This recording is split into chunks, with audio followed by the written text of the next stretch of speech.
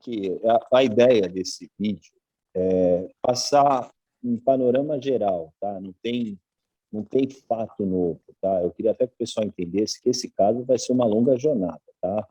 Essa expectativa do dinheiro chegar rápido e tal, isso não é no curto prazo, tá? Aí depois eu disponibilizo lá no nosso canal do YouTube, aí quem tiver dúvida, porque eu acho que cada um parece estar numa página. Então, aí fica mais ou menos registrado para que entenda o contexto geral dessa situação, né? Tem quantos? Entrou aí todo mundo? Está entrando ainda, né?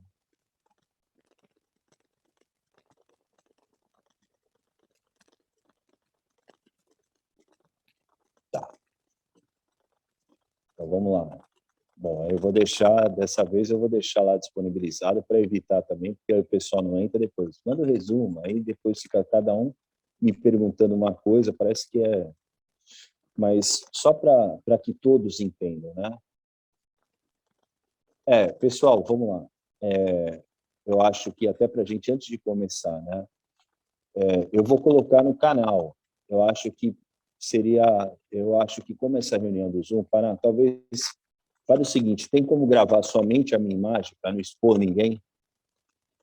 Que aí fica essa questão também, ou de repente, tá, então deixa só a minha imagem, até para não expor vocês, ou senão eu peço que vocês também tirem a câmera, tá? Porque como isso eu vou deixar público essa explicação, eu acredito que muitos de vocês não queiram ficar com a imagem exposta lá no canal do escritório e tal, acho que não tem nem necessidade disso, tá? Mas de qualquer jeito eu vou editar para ficar só a minha imagem, tá? Para não expor ninguém de qualquer maneira, tá? Mas quem puder, e eu acho que é melhor até, né, quem puder desligar a câmera, evita que fique uma exposição da imagem de vocês aí no canal em algo que pode acabar circulando aí para outras pessoas, tá bom? Então, se puder aí desligar a câmera, mas de algum jeito, para já ver, só para, na hora que for colocar no canal, só deixa a minha imagem. Eu vou aqui falar sobre o caso, tá? E também, depois, no final, quem tiver alguma dúvida, eu faço um panorama geral, aí, no final, a gente abre um pouco para tirar essas dúvidas também, tá bom? Evandro, não sei se você está me ouvindo. Evandro, está ouvindo? Está ouvindo, Evandro? Então, Evandro, eu vou te pedir para desligar a câmera, porque a gente, de repente, aí, como a gente vai pôr no nosso YouTube, aí fica a sua imagem ser disposta, isso. Aí evita também uma exposição da imagem de vocês que forem investidores, a gente não sabe quem vai usar isso, né? Quem vai ver, e é melhor evitar. Bom, o caso ele é relacionado à Operação Black Monday, uma operação que ela foi iniciada pelo Ministério Público de Pouso Alegre, né? Foi iniciada na comarca de Pouso Alegre, através de uma reclamação, e ali se chegou à conclusão, né, através de uma reclamação, que alguns sites estavam prospectando vítimas para vender um golpe das falsas corretoras, né? Depois, fazendo uma ampliação disso, esse Ministério Público de Minas Gerais, ele ficou o Ministério Público Prevento, e, a partir dali, todos os casos relacionados a esse golpe acabaram sendo feitos nesta comarca. Eu inclusive, estou aqui com a denúncia que foi feita, né, lá pelos promotores. E aqui, nesta primeira fase, que foi feita no dia... Deixa eu ver até a data que foi feita. Dia 11 de agosto de 2020, mais ou menos, foram denunciados 1, 2, 3, 4, 5, 6, 7, 8, 9, 10, 11, 12, 13. Essa foi a primeira fase da Operação Black Monday. 13 pessoas foram denunciadas. Nessa primeira fase também foi apreendida bens, dinheiro, e isso fica em poder da Justiça. Logo Passando o tempo, no ano de 2021, aí até com uma colaboração efetiva do nosso escritório, teve a segunda fase da Black Monday, né? Uma pessoa que viu uma entrevista minha no Fantástico falando dessa operação, ela nos procurou, ela viu que funcionava ali num prédio em Florianópolis um escritório também que aplicava esse tipo de golpe. E aí eu entrei em contato com a promotoria, a gente fez uma parceria ali para que a gente conseguisse deflagrar a segunda fase em Florianópolis, né? Então, ali em Florianópolis também foram identificadas algumas pessoas, né, que também foram presas, alguns bens também foram apreendidos, e isso ficou em poder da justiça. Só que nesta segunda fase foi identificado que existia crime transnacional. Tá? Então, o crime transnacional é aquele que ele não está só aqui no país, ele tem coisa indo para fora. Então, esta competência, que como aqui na denúncia estava Ministério Público de Minas Gerais, ele deixou de ser, os promotores, juntamente com o juiz, entenderam que era caso de competência da Justiça Federal. Tá? Então, é caso de competência da Justiça Federal. Eles ficaram com medo de efetivarem esse trabalho até o final e, de repente, isso tudo ser anulado. Tá? Então, o que eles fizeram? Eles chegaram e declinaram da competência e fizeram encaminhamento de tudo isso para a Justiça Federal, né, que através ali onde a Justiça Federal de Minas Gerais, tá? Eu acho que em Belo Horizonte, mais precisamente, que foi recebido esse documento. Porém, tudo isso gerou um atraso muito grande, porque imagina, a comarca de Pouso Alegre, onde foi feita esta denúncia, esse daqui é cópia. Eles ainda tinham processos físicos, então era tudo papel. Então, desde a apreensão de bens, tudo isso estava em documento físico. E a Justiça Federal é tudo digitalizado. Então, para fazer essa mudança do processo da Justiça Estadual para a Justiça Federal, teve que digitalizar toda a documentação, todo o material que estava apreendido na comarca de Pouso Alegre, teve que adaptar todo para o sistema da Justiça Federal. E isso, até agora, não foi concluído. Tamanha dificuldade que está sendo. Então, isso está atrasando e muito o andamento deste caso. Tá? Então, assim, eu sei que vocês anseiam por uma resposta, mas isso é um trâmite burocrático que não tem como eu, advogado, interferir nessa situação. Quando eu tive lá na reunião com os promotores que entenderam por bem fazer essa mudança para a Justiça Federal, o que eu combinei com eles, né?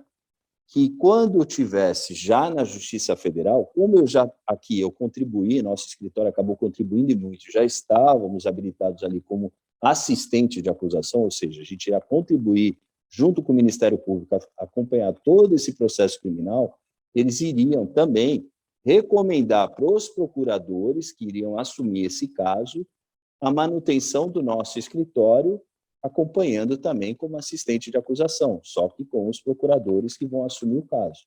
Então, o que vai acontecer? A partir do momento que este processo ele esteja na Justiça Federal, dentro do sistema da Justiça Federal, os procuradores, os juízes vão ter que estudar todo esse caso. Imagina o seguinte, é um caso que teve operação controlada, investigação. Então, os procuradores do Ministério Público Federal de Belo Horizonte, eles vão ter que estudar esse caso do zero. O juiz vai ter que conhecer do zero, para que aí eles possam atuar nesse caso. Então, eu só estou passando para vocês a complexidade dessa transição. Tá? E depois disso, eu vou ter uma reunião com eles falando, eu sou advogado, eu estava já atuando e eu vou continuar essa atuação. Tá? Isso, a gente está falando da parte criminal, tá? Relacionada aqui à criminalização desses agentes. Por que é interessante a gente estar acompanhando a parte criminal? Porque a liberação do capital de vocês, ela está liberada, ela está vinculada a esta condenação. Tá? Ela está vinculada a este processo. Porque, assim, o artigo 91, inciso 2º do Código Penal, ele fala, dentre os efeitos da condenação, tá? Porque todo o dinheiro que estava em poder dessas pessoas foi apreendido. Então, dentre os efeitos da condenação o perdimento da união, que é isso que a gente tem que evitar, tá? O Ministério ressalvado o direito do lesado e do terceiro de boa-fé. Então, eu sou representante dos lesados. Então, eu tenho que trabalhar para que se assegure o direito de vocês nesse processo. Tá? Então, o meu trabalho é assegurar o direito de vocês. Então, a gente tem que fazer e estar ali perto, contribuindo, né, para que isso seja garantido. Porque, se não tem ninguém garantindo, vamos supor que aqueles que foram vítimas dessa fraude, mas de algum jeito não estão ali cientes desse processo, não estão acompanhando, se não tomarem as medidas cabíveis que vocês estão tomando, eles vão chegar, se sobrou dinheiro lá, ninguém vai procurá-los para entregar. Esse dinheiro vai ficar para a União. Então, nosso trabalho é acompanhar para que garanta o direito de vocês ali no ressarcimento.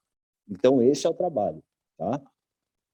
Outro ponto que estava sendo discutido com o Ministério Público de Minas Gerais, ali com o doutor Eduardo de Paula, que como é que a gente faz essa reserva do capital, né? Isso antes de fazer essa transição para a Justiça Federal. É entrando no processo criminal e se habilitando no processo criminal. Só que, como são muitos envolvidos, iria gerar um tumulto processual. Né? Ia ter muita gente. Imagina, vamos supor que nessa fraude aí foram 10 mil pessoas lesadas. Então, ia entrar todo mundo entrando todo dia a competição no processo criminal. Então, para solucionar este problema, até saiu uma reportagem, tudo isso, eu acho que repassei para uma grande parte de vocês, iria ter o quê? Uma ação civil pública em paralelo ao processo criminal, onde faríamos a habilitação de vocês. E nessa ação civil pública, ela não atrapalharia o andamento do processo criminal para não atrasar ainda mais o trabalho e somente ao final elas se encontrariam para fazer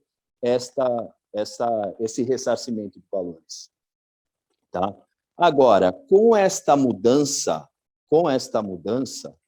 eu não sei qual vai ser o entendimento dos procuradores do Ministério Público Federal, que estão assumindo o caso a partir de agora. Então, o que a gente no escritório está fazendo a partir de agora? Agora que no início desse ano forense e tal.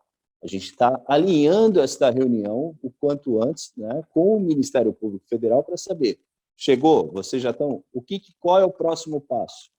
Como é que vocês vão trabalhar? Para que a gente consiga adaptar a nossa linha de trabalho também. A gente vai entrar o quê? A gente vai se habilitar numa ação civil pública? A gente vai se habilitar no processo criminal? Então, o passo que a gente está é saber qual o procedimento que eles vão adotar para que a gente se adapte à melhor forma para ter esse ressarcimento. Então, assim, o processo é algo burocrático. Tá? Infelizmente, o dinheiro é de vocês, a gente sabe, mas a gente vai ter que passar todo esse ônus para que seja um ressarcimento ao final. Infelizmente, esta situação de declinar da competência da Justiça Estadual para a Justiça Federal atrasou muito, tá? Atrasou muito. Eu acho que se perdeu aí um ano só nessa transição, tá? Então, o passo que a gente está dando agora é este alinhamento.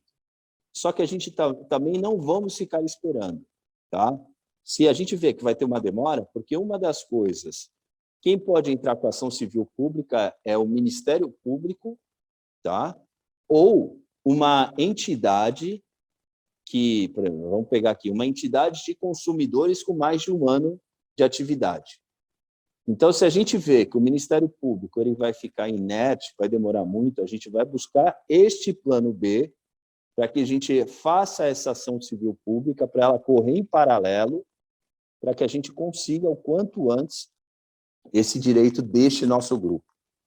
Tá? Então, a gente está indo nessa linha, estamos buscando essa informação, aí algumas pessoas, mas e o meu processo? E não sei o quê, gente, estou com o meu processo? Não é o meu processo. Existe o processo criminal e existe uma ideia dos procuradores que sabem, nesse tipo de caso, como outros que eu atuo, que é muita gente e precisam ver uma forma de organizar esse grupo para que esse grupo possa receber. E a melhor forma de se receber é um concurso de credores. Concurso de credores, a melhor saída que se tem é uma ação civil pública.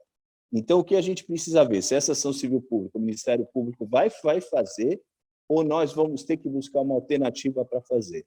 Então, este mês de fevereiro, a nossa busca, tá, para resolver o problema é saber isso. O que o Ministério Público Federal pretende, ele assumindo esse processo a partir de hoje, para que lá na frente a gente consiga organizar esse concurso de credores para fazer o ressarcimento dos terceiros de boa-fé e dos lesados, e evitar o perdimento da União. Tá? A gente pode buscar, ou se a gente vai habilitar mesmo no processo criminal. A gente tem que ter esse alinhamento para não se perder tempo. Tá? Então, é algo que eu falo para vocês, está aqui processo criminal. Algumas pessoas têm me perguntado, mas e o processo criminal? O processo criminal inicial está aqui. O que aconteceu? Isso aqui, eles resolveram mandar para a Justiça Federal. Quando mandam para a Justiça Federal, tiveram que digitalizar tudo e adaptar um novo sistema.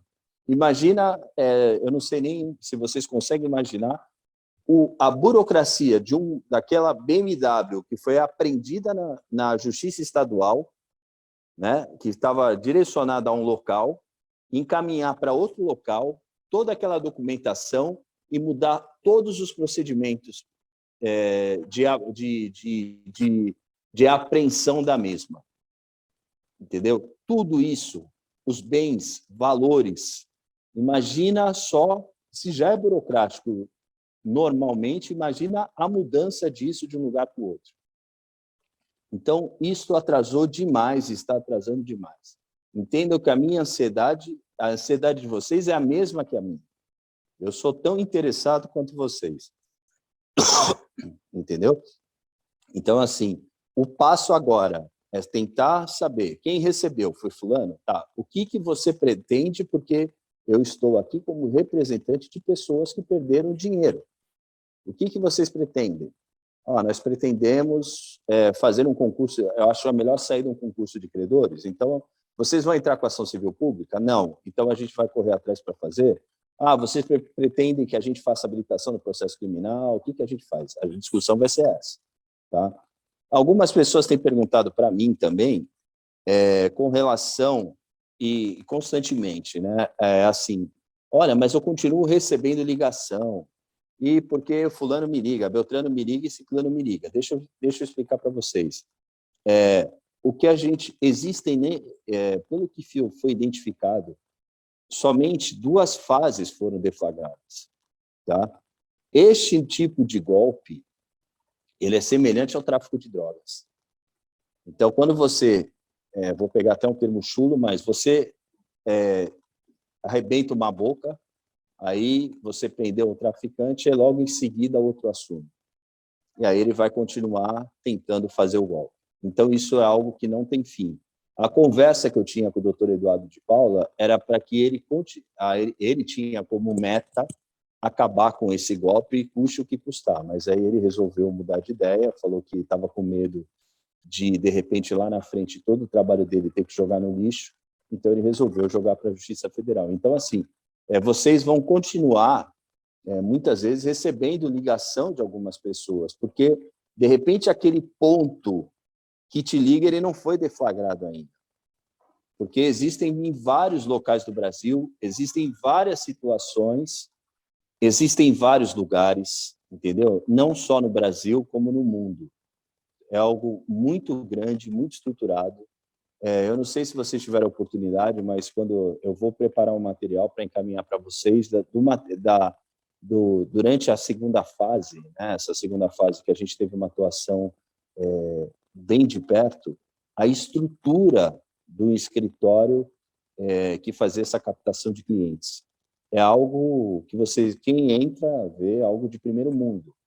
Eu venho do setor de call center, eu vejo que eles tinham toda uma tecnologia de primeira, pessoas em Florianópolis, você tinha um andar que era só para pessoas que para atuar no Brasil, e você tinha um andar com 50 pessoas trabalhando que falavam espanhol para captar no resto da Latinoamérica e, né, em países como a Espanha.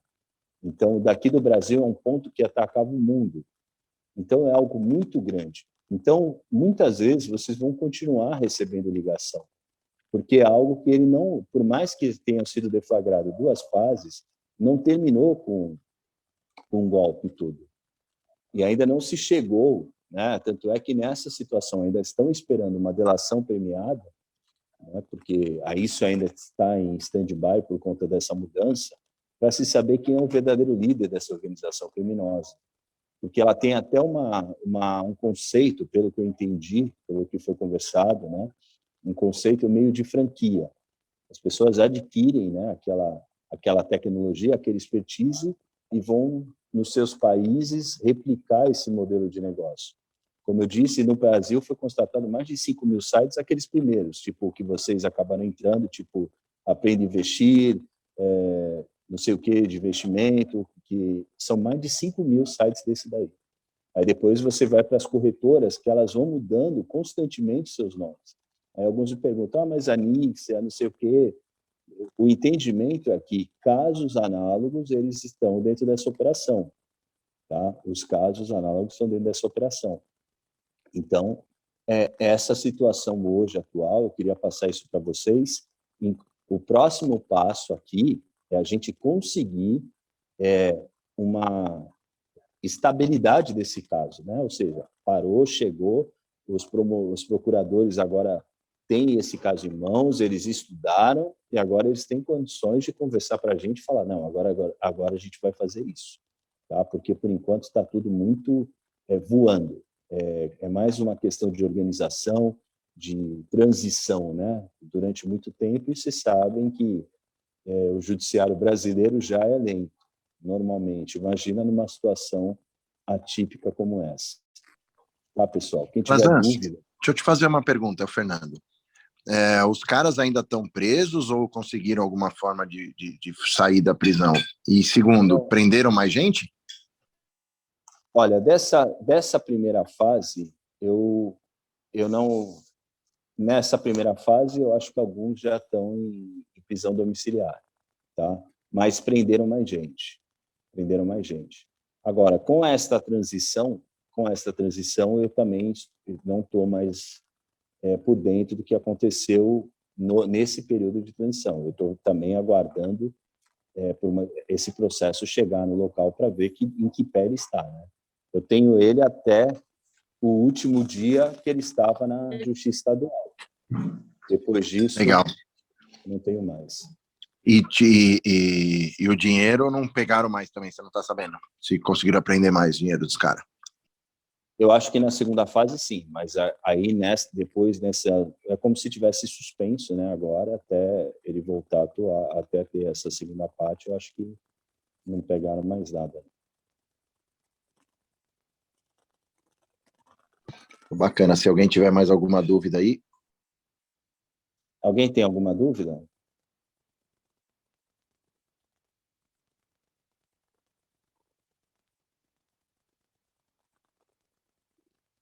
Bom, pessoal, então agradeço. Sexta-feira...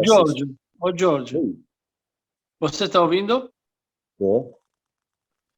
Ô, Jorge, me diga uma coisa, mas você disse lá que você tem que inserir os lesados, não? Tipo, ainda naquele processo, você tem que inserir os lesados, fazer reconhecer o processo que a gente está dentro, não é isso que você disse?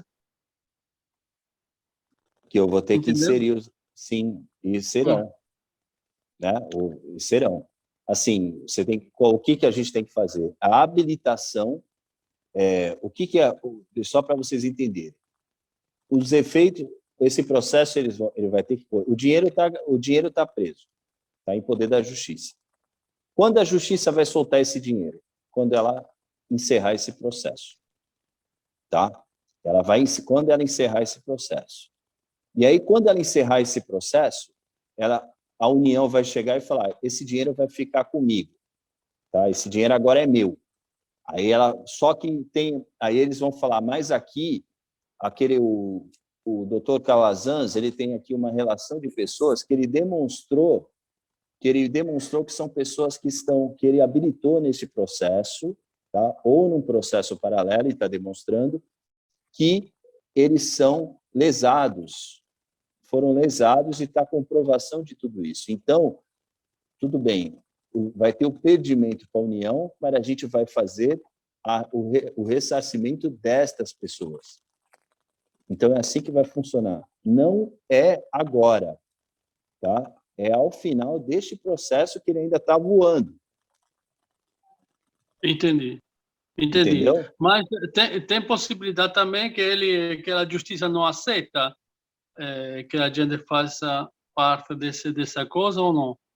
Não, é difícil. A gente vai trabalhar para que não seja, a não ser que tenha algum problema em relação ao capital, ao lastro, mas a justiça não está se baseando nisso. Por exemplo, eu vou pegar um caso que a justiça vai bater forte. Eu estou naquele caso da GAS de Cabo Frio. Tá? Ali, a investigação ela está muito em cima também dos credores. Dos credores. Por quê? Porque tem uma desconfiança que o Gladson, não sei se vocês estão sabendo do caso, saiu no Fantástico, tem saído aí bastante. Sim, eu ouvi falar. Tinha muito, se suspeita que ele lavava dinheiro para a milícia, lavava dinheiro para o tráfico, para tudo isso. Então, a gente, para fazer esse trabalho de habilitação, eles querem saber a origem do dinheiro. Mas é porque tem uma investigação também em cima de quem estava lá, de quem ele estava pegando dinheiro. Então, a justiça não quer correr o risco de chegar e devolver o dinheiro para o traficante. Agora, no caso de vocês, a justiça já tinha sinalizado com ação civil pública para resolver, porque eles já entendiam que eram consumidores lesados. Entendeu? É uma situação diferente. Ali, eles já tinham uma identificação que vocês estavam sendo lesados ali, né? Como um caso aqui, tanto é que ele entra. A acusação não é diferente da acusação da GAS, nesse caso, que a GAS é crimes contra o sistema financeiro nacional. Então, o lesado é o sistema financeiro nacional. Tá? Você vê assim, acusação, crimes contra o sistema financeiro nacional. O lesado é o sistema financeiro nacional. Agora, neste caso, não. Não foi acusação de crime contra o sistema financeiro nacional. É um estelionato, é organização criminosa. Então, ele já entende que a vítima são vocês. Então, a linha é diferente. Então, eu não vejo a dificuldade. Tem que ter toda a comprovação da documentação. Ou seja, olha, eu tenho o dinheiro que eu depositei, a conta que eu depositei, aqui os depósitos e tal, para que se faça isso. Entendi. Eu vejo a dificuldade mais estrutural. Tá? Mais estrutural. Como a gente vai fazer esse tipo de burocracia? Mas em aceitar, não. Entendi. Até porque a gente já vem trabalhando com eles desde o início. Tá? A gente já vem trabalhando com esse pessoal, modéstia à parte, a gente construiu uma boa relação, tanto é que essa segunda fase só aconteceu porque a gente provocou. Entendi. Mas tem muita gente que você está de lesado, tem muita gente? Não, eu não considero um grupo muito numeroso. Ah, tá bom. Eu não tenho ideia do número de pessoas que foram lesados nessa fraude. Ah, não tem ideia. Dentro do meu número de clientes que eu tenho no escritório, não é um grupo numeroso.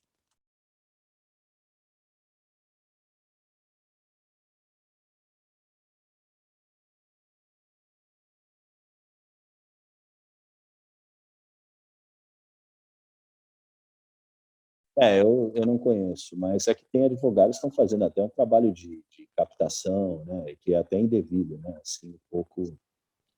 Tá. Mas aí eu não posso falar por ele. Última pergunta, você sabe mais ou menos quando é que vai durar esse processo, que mais ou menos, não? Olha, Tem... eu com muita, assim, se for fazer uma previsão pelo ritmo que está indo, eu vejo que esse processo é um processo aí de 3 anos.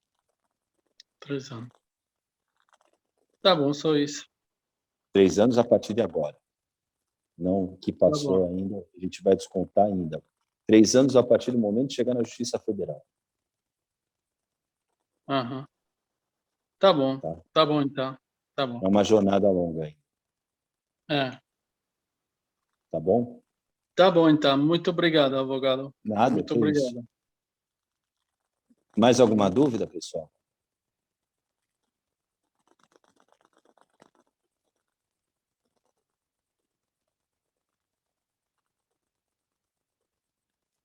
Bom, vou encerrar aqui.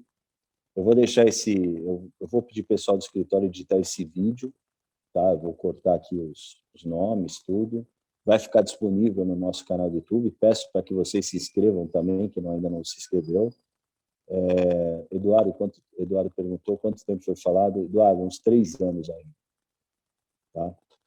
No canal do YouTube aí do nosso escritório, para que a gente vai acompanhando, vai postando aí sempre que tiver alguma novidade, principalmente para que a gente evite esse negócio de estar sem saber o que está acontecendo e tal, a gente vai deixando disponível a informação. Exceto que for sigiloso, né, para evitar qualquer vazamento, aí a gente tenta fazer algo mais reservado. Tá bom, pessoal? Obrigado. Boa sexta-feira para vocês, um bom final de semana. Obrigado. Tchau. Valeu, Calazan. Boa sorte. Um abraço. Valeu.